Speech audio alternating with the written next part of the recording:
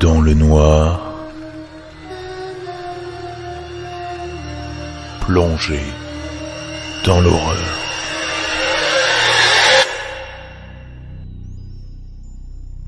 Bonsoir à toutes et à tous, mes chers Crips.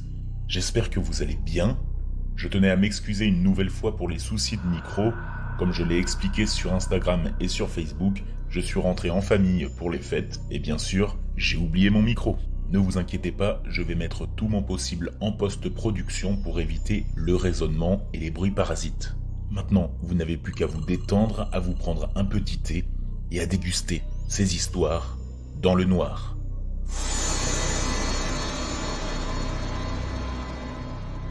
Je n'en ai pas vraiment parlé à qui que ce soit d'autre que mon petit ami et son frère. Son frère a laissé entendre qu'il pensait que j'étais folle, et en a ri. Alors je n'ai rien dit à personne depuis. Cela me rend folle depuis que je l'ai vu. Cela s'est passé en mars 2021. Là où j'habite en Angleterre, il y a beaucoup de campagnes. Au moment où cela s'est produit, je conduisais sur une petite route qui était parallèle à une route principale. Juste un grand champ et un buisson de l'autre côté, à côté de la route principale pour les séparer. Je parlais à mon petit ami et j'ai remarqué cette très grande silhouette humaine au bord de la route. Elle était extrêmement maigre, comme si elle n'avait que la peau sur les os et rien d'autre. Elle ne semblait pas porter de vêtements, sa peau était pâle. Elle avait l'air vraiment malsaine. Je n'ai pas vraiment vu son visage, mais d'après le rapide coup d'œil que j'ai jeté, il semblait avoir des traits faciaux indiscernables, comme s'il avait été flouté par une application comme Photoshop. Cette chose a traversé la route pour entrer dans le champ devant moi extrêmement rapidement. Puis, elle a disparu sur un terrain ouvert. J'ai ralenti et j'ai regardé le terrain. C'était le milieu de la soirée, donc il commençait à faire sombre, mais suffisamment clair pour qu'on puisse encore voir. Il n'y avait rien derrière lequel il aurait pu se cacher.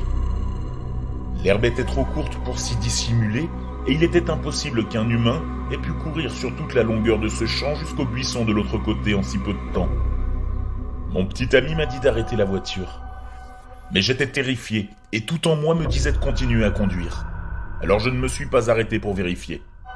Je ne sais pas si c'était une erreur ou non. Je ne sais pas pourquoi cela me terrifie autant. Je n'arrête pas d'y penser, et cela me rend folle. Je cherche une explication. Je sais que c'est peut-être improbable, mais quelqu'un d'autre a-t-il vu quelque chose comme ça? Si oui, avez-vous une idée de ce que c'était? Ma seule explication, c'est quelque chose de paranormal. Si c'était un humain, comment a-t-il pu disparaître aussi vite?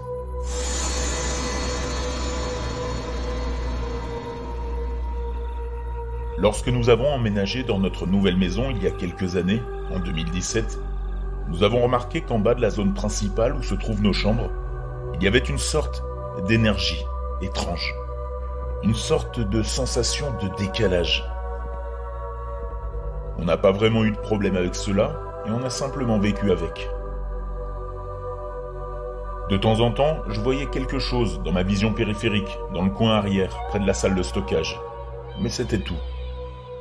Cependant, au cours des 6 à 8 derniers mois, quoi que ce soit, cela s'est manifesté. Je me réveille vers 2h du matin, et je vois une silhouette sombre, près de la kitchenette, qui nous regarde dormir. Des objets dans la salle de jeu de mon fils sont tombés de leur casier où ils y étaient bien installés quelques instants auparavant. D'autres objets sont tombés du micro-ondes lorsque je cuisinais. Il y a quelques nuits, j'ai été réveillé par ce qui ressemblait à quelqu'un qui tapait sur la fenêtre de ma chambre. Il n'y a pas d'arbre, ni de buisson ou autre devant ma fenêtre. La nuit dernière encore, j'ai été réveillé plusieurs fois par le bruit de la poubelle que l'on déplace, ou par les pleurs de mon chien. Il y a quelques semaines, je me suis réveillé une nuit vers 1h30, 2h du matin, et j'ai pensé que mon mari était encore éveillé, parce que j'ai vu la porte fermée et la lumière allumée. Je me suis rendormi et je lui ai demandé pourquoi il était debout si tard. Il m'a regardé, confusément, et m'a dit qu'il était allé se coucher vers 23h, et qu'il n'y avait personne d'autre dans la maison. Avez-vous des suggestions pour m'en sortir ?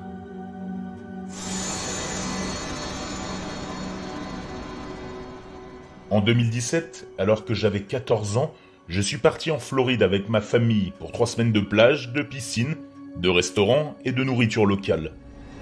Un soir, je surfais sur YouTube et je regardais une vidéo de Squeezie, mon youtubeur préféré à l'époque. Et dans cette vidéo, il racontait l'histoire bien connue de Robert la poupée. L'histoire commence au début du siècle dernier, lorsqu'une servante africaine de la famille Otto, de riches aristocrates floridiens, offre une poupée à leur fils Robert. Dès le début, Robert tombe amoureux de sa poupée et ne la quitte plus, à tel point qu'il change son nom pour celui d'Eugène, afin d'appeler sa poupée par son vrai nom. Mais très vite, des légendes circulent sur cette poupée. On dit que la bonne pratiquait la magie vaudou et qu'elle avait ensorcelé la poupée pour qu'elle nuise à la famille. Certains invités de la famille se sont enfuis de la maison des Otto en jurant que la poupée avait essayé de les étrangler. Les parents d'Eugène découvrirent des bleus et des brûlures sur l'enfant. Un enfant qui s'amusait à discuter avec Robert, en alternant sa voix d'enfant avec celle de sa poupée, rauque, presque surhumaine, presque diabolique. Bref, la poupée Robert fait peur à tout le voisinage. En épargnant tous les détails effrayants qui établissent le contexte de mon histoire, Eugène finit par mourir seul avec sa poupée, prétendument hantée. À la fin de la vidéo, Squeezie annonce que la poupée peut désormais être vue dans un musée aux États-Unis, au Art and Historical Museum de Key West, en Floride. Abasourdi par cette nouvelle, j'ai cherché à savoir si cette information était vraie, et c'était le cas. J'ai immédiatement prévenu mes parents, leur demandant si nous passerions par Key West pendant le voyage. Et bien sûr, les 3 derniers jours, juste avant de rentrer en France, on allait à Key West. C'était donc décidé, je rencontrerai la poupée Robert le dernier jour de notre voyage.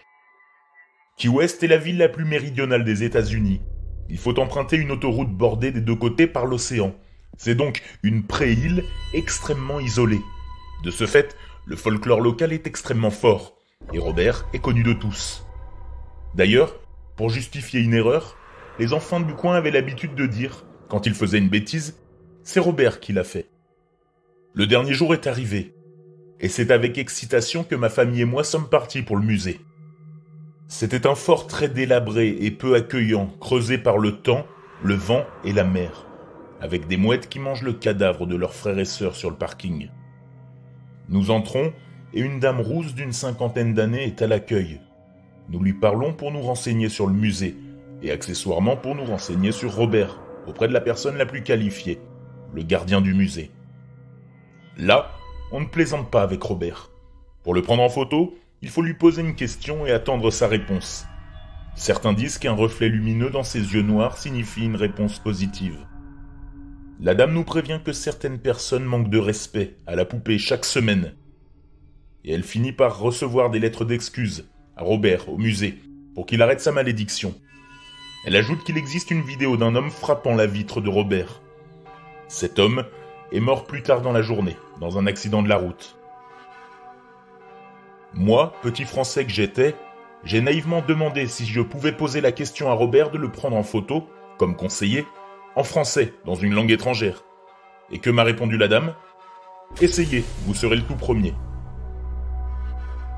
Nous avons commencé la visite. Ma famille et moi étions vraiment enchantés. Nous étions comme des fous. Nous avons exploré tous les coins du fort à la recherche de Robert, appréhendant tout de même notre rencontre. Nous passons devant de vieux canons, des costumes militaires et de vieilles armes rouillées. Et, au détour d'un couloir sur notre droite, il est là. Robert, la poupée centenaire accusée d'être la raison de multiples morts inexpliquées à Key West. L'inspiration des poupées Annabelle et Chucky. Le sujet principal de la vidéo d'horreur de Squeezie. Nous voilà face à face. La poupée est grande, assise sur une chaise et enfermée dans une cage en verre. Derrière elle, des lettres d'excuses de plusieurs pays, Mexique, Allemagne, Qatar, toutes écrites en anglais et implorant Robert de briser la malédiction qu'il leur a jetée et qui nous dissuade d'être impolis. Je prends mon courage à 2 mains et je dis « Bonjour Robert, je viens de France et je serais ravi de prendre une photo avec vous. Je peux ?» En français, une première mondiale. Je le prends en photo et je l'envoie à tous mes amis via Snapchat pour montrer que j'étais le gamin le plus courageux de ma génération. Ma photo prise, nous terminons précipitamment notre visite et rentrons à l'hôtel. Le lendemain, jour du grand départ, nous ne prenons pas de petit déjeuner par manque de temps. On fait nos valises et on monte dans la voiture pour rejoindre Miami, où nous prendrons un avion pour la France dans l'après-midi. À 11h du matin, on tombe sur un Wendy's, un fast-food spécialisé dans les petits déjeuners. Alors on s'y arrête pour manger. Nous nous asseyons, commandons, attendons, recevons, mangeons et payons notre commande. Une fois notre repas terminé, nous retournons à notre voiture. Et nous sommes choqués de la trouver dans un état vraiment anormal. Toutes les vitres sont cassées, sauf celle de devant. Il y a du verre à l'intérieur de notre voiture autant qu'à l'extérieur. Ce qui signifie que les vitres ont explosé et n'ont pas été brisées de l'extérieur. Et plus inquiétant, nos valises sont intactes. Mes écouteurs qui étaient sur le siège arrière sont toujours à la même place que lorsque je les ai laissés. Nous n'avons pas été cambriolés, nous n'avons pas fait l'objet d'un carjacking et nous n'avons pas été volés. Les vitres ont juste explosé, toutes en même temps, comme si c'était Robert qui l'avait fait.